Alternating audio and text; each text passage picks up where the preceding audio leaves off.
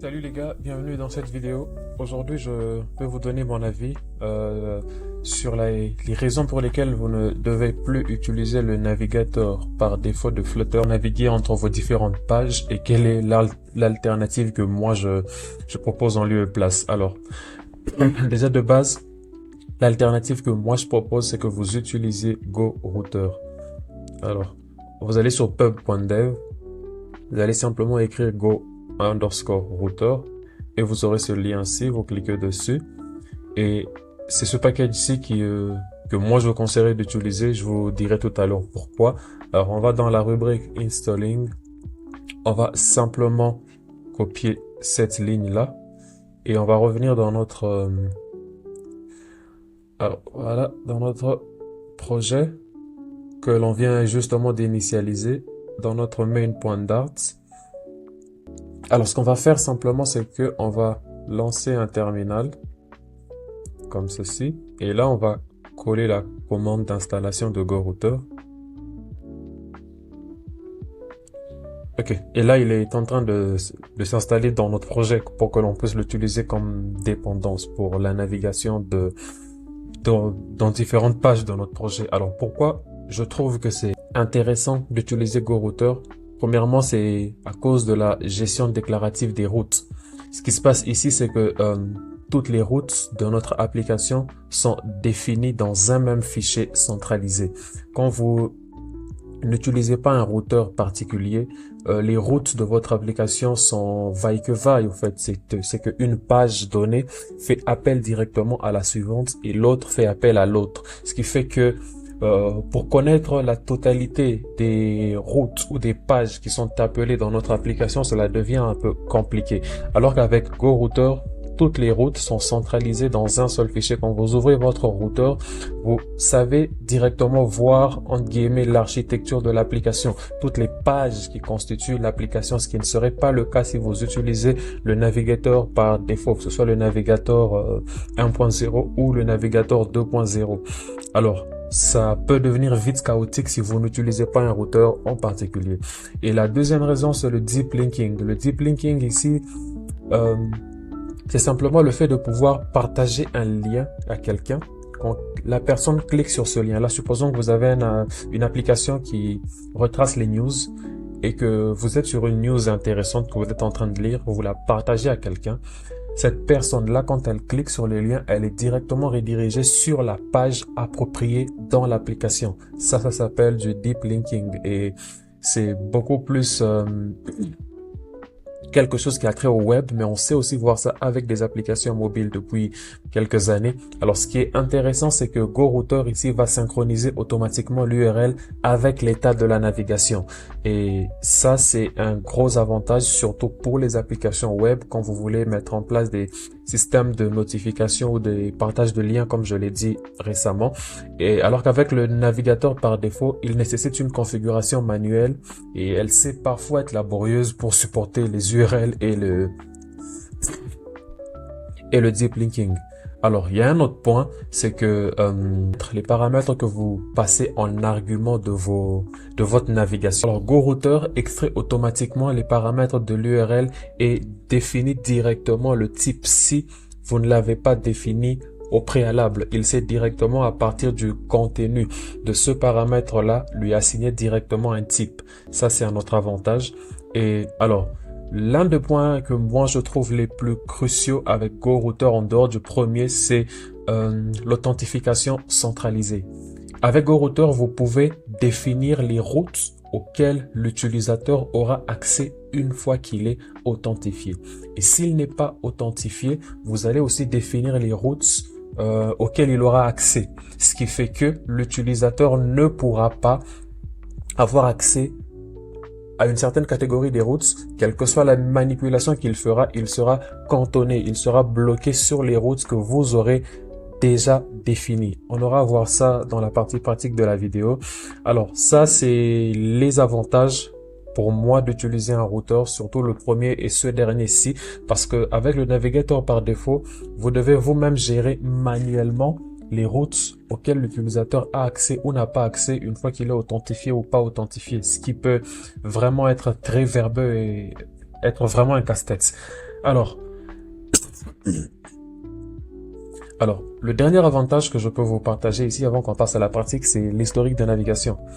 GoRouter, à chaque fois que vous naviguez, euh, il crée au fait une historique de navigation et vous pouvez comme ça recourir à cette historique de navigation pour définir où vous voulez rediriger votre utilisateur. Alors qu'avec le navigateur par défaut, vous n'avez que la possibilité de faire des push et des pop. Ça veut dire vous appelez une page donnée ou vous rentrez en arrière et vous n'avez pas accès à l'historique de navigation dans sa globalité. Ici, vous avez simplement accès à la prochaine route et à la route précédente, si bien sûr elle existe.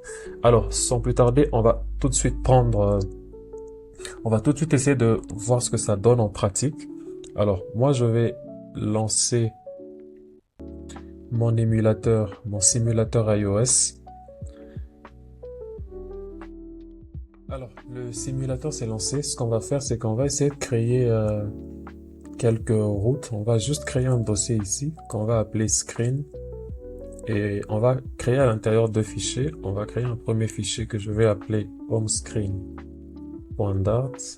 Et le deuxième, on va l'appeler, disons, login screen.dart, comme ceci. Alors, on va créer des stateless widgets pour les deux écrans. Celui-ci, c'est le login screen. On revient sur la home screen. On crée également un stateless widget. Et ça, c'est la home screen, comme ceci. Alors, ce que l'on fait maintenant, c'est que on va revenir dans notre navigateur. On va cette fois-ci retourner sur le README. Cette fois-ci, on va aller dans la documentation de GoRouter. On va prendre ce lien-là, Getting Started. Ok, on est là. Ça, c'est la documentation officielle de GoRouter. Alors, ce qu'on va faire ici, c'est que, vous voyez cette partie où on vient déclarer au fait une variable privée qui ne sera accessible que dans le routeur, dans le fichier dans lequel on va la définir, routeur, et on crée une instance de la classe GoRouter ici, dans laquelle on va affecter les différentes routes de notre application. Donc, on va simplement copier ceci.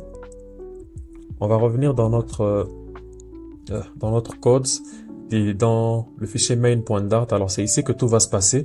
Ce qu'on va commencer par faire, c'est de supprimer toutes ces classes qui sont maintenant inutiles. Alors, on vient jusque là. On supprime cette classe-ci.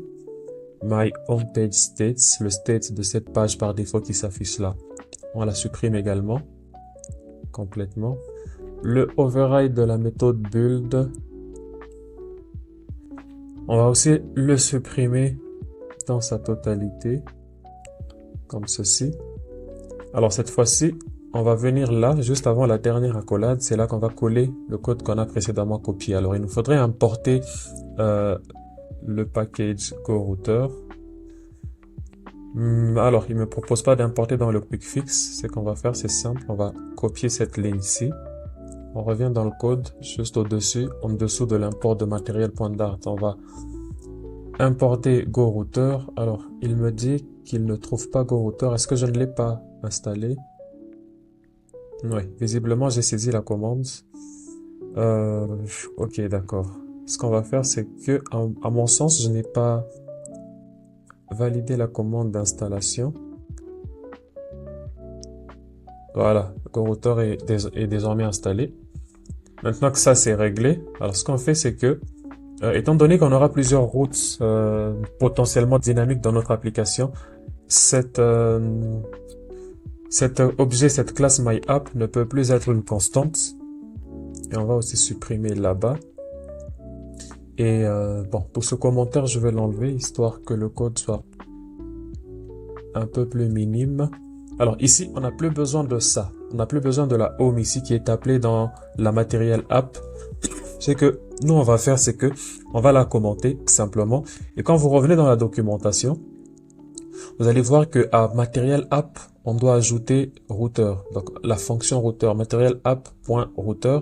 Et on va définir un paramètre router config auquel on va affecter la variable privée que l'on venait de copier, de créer, celle qui ne sera accessible que dans notre code. Alors, On va venir là, on va coller ça. Et à matériel app, on va ajouter routeur comme ceci. Voilà, ça c'est fait.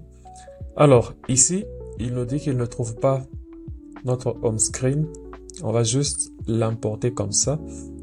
Alors, ceci fait, c'est que maintenant on va faire, c'est que on va rafraîchir notre projet. Voilà, là on a notre home screen. Alors on va venir dans la home screen. On va remplacer le placeholder par un scaffold afin que l'on puisse avoir quelque chose de beaucoup plus visible. Alors on va mettre une app bar comme ceci. On va lui donner un titre qui sera un widget de type texte dans lequel on va juste dire home screen. On va pas se prendre la tête avec le design maintenant.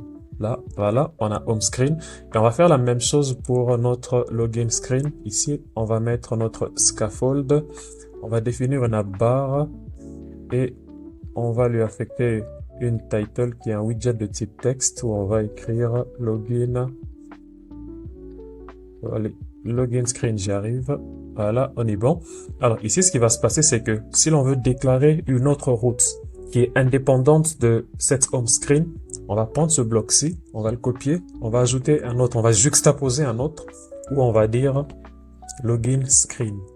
On enregistre. Alors ici, ce qui va se passer, c'est que cette login screen est indépendante de la home screen. Ça veut dire que quand vous naviguez de la home screen vers la login screen, vous ne pouvez pas faire un pop, un retour en arrière. Si vous voulez faire un retour en arrière, on va voir ça tout de suite. Mais ce qu'on va faire, c'est que on va venir ajouter un bouton pour montrer cette différence-là. Alors, juste après la barre, on va ajouter une body. Et dans cette body, on aura simplement une colonne avec des children. Et ces children-là, ce sera juste... on va juste prendre un bouton. Alors, moi, je vais prendre un widget container ou une sized box. C'est pareil. Je vais lui donner une hauteur et je vais me dire que sa hauteur sera de 100 pixels. Et je vais lui donner une largeur qui sera de 200 pixels. Je vais lui donner une color. Alors, je vais prendre le green comme ceci. Et ensuite, un child qui sera un texte où on va simplement écrire naviguer comme ceci. On enregistre. Ok, on a ceci. Alors, ce que l'on va faire, on va juste venir centrer comme ça. Et la cross axis alignment, on va aussi centrer. Voilà. Alors,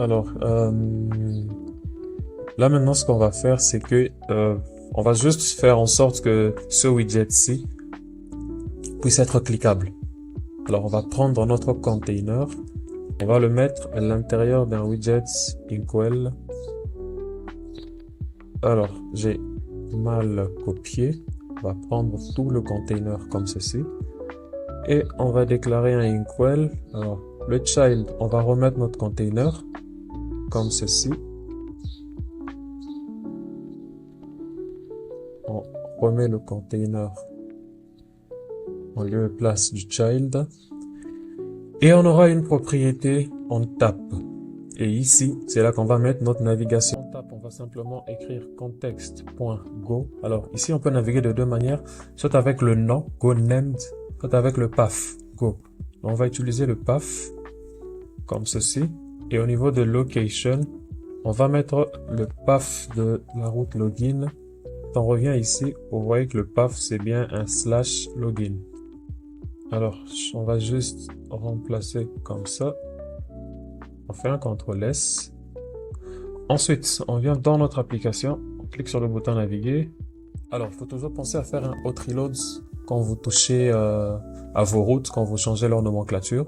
Et là, on vient dans notre application, on clique sur naviguer. Vous voyez là, on est sur la login screen. Alors, cette login screen n'a rien à voir. Elle est indépendante de la home screen. Indépendante, ça veut dire que on ne peut pas faire un pop sur la home screen. Alors, si vous voulez faire un pop sur l'écran précédent, ce que l'on va faire, c'est que on va venir dans le code, on va copier ceci. Alors, à l'intérieur de cet objet GoRouter, on va ajouter une autre propriété qui est route. Et dans la propriété route, C'est une liste avec plusieurs routes à l'intérieur. On va faire ceci. Et ici, on va venir écrire, disons, on va écrire register. On va pas se répéter pour la route login, on va écrire register. Ici, on va faire ceci et on va ajouter ce troisième écran. On va l'appeler register screen.darts. Comme ceci. Et on va créer toujours un stateless widget. Comme ça, on enregistre le tout et là on vient remplacer login screen par register screen comme ceci. On fait un CTRL S et cette fois-ci on va encore faire un hot reload et on revient sur la home screen comme ceci et on va remplacer la navigation vers login par la navigation vers register. On va revenir vérifier si on a la même nomenclature. On fait CTRL S, on vient dans notre application, on clique sur le bouton naviguer. Ok, notre register, il y a un placeholder. On va juste venir enlever le placeholder et mettre un scaffold comme ça. Et dans le scaffold, on va définir une barre comme d'habitude. Vous commencez à voir l'habitude. On va juste écrire register, on fait un CTRL S. Voilà. Et cette fois-ci, vous voyez la différence avec la navigation précédente, c'est que cette fois-ci, on a le bouton retour qui s'affiche là. Quand on clique sur le bouton retour, on revient sur l'écran précédent. Ce qui est différent avec la précédente navigation où on n'avait pas le bouton retour juste au-dessus ici parce que dans notre fichier des routes, ici on a dit à GoRouter que cette route ici est une sub-route de la home screen, de cette première route ici. Or que celle-ci, elle est indépendante. C'est comme ça que vous pouvez, au fur et à mesure, ajouter des sub-routes à d'autres routes. Dans Register, on peut aussi faire de même. On peut faire de même dans le fichier login. Alors, on va aussi voir une autre propriété pour finir, c'est la propriété Initial Location. Ici, au fait, on va dire à GoRouter quelle est la route par défaut qu'il va lancer quand l'application se lance. Par exemple, nous, on veut que ce soit la route login. On va juste venir ici, on va mettre /login et on va enregistrer, on va faire un hot reload de l'application. Et vous voyez là, on a fait un hot reload et la page par défaut, la première page qu'il affiche, c'est la page login screen. Alors voilà ce qu'il y a à savoir de base sur le package GoRouter que vous devez utiliser dans vos applications pour pouvoir une navigation pour pouvoir avoir une navigation beaucoup plus pro. Vous voyez ainsi, quand un autre développeur prend notre projet, quand il est dans le fichier main.dart, il sait directement voir toutes les routes qui sont utilisées pour le projet. Il sait aussi voir les routes auxquelles l'utilisateur aura accès une fois authentifié et pas. Donc c'était tout pour cette vidéo. Je vous dis rendez-vous après-demain pour un autre tuto. Salut!